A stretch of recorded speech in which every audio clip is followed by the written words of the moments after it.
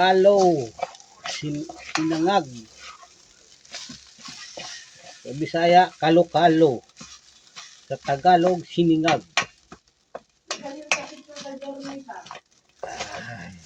Almusal natin mga lods, almusal. Na. Okay. At na yan. Bakit nang Baka na.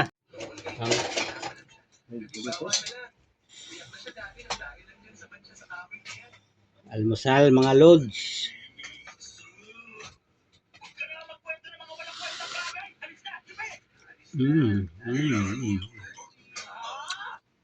Kailangan namin ng pera para i-clear ang mga vacant real estate assets. Yun ang hinahabol ni Jirokit. Kaya ang dapat gawin, i-clear agad ang ngayon.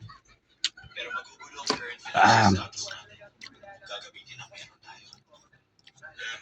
Mawalang galang na siya. Pero kakailanganin namin ng pera mula sa private stock. Ako parang sabaw yung bango. Pero nakikiusap akong pagtatag mo ang sinigro.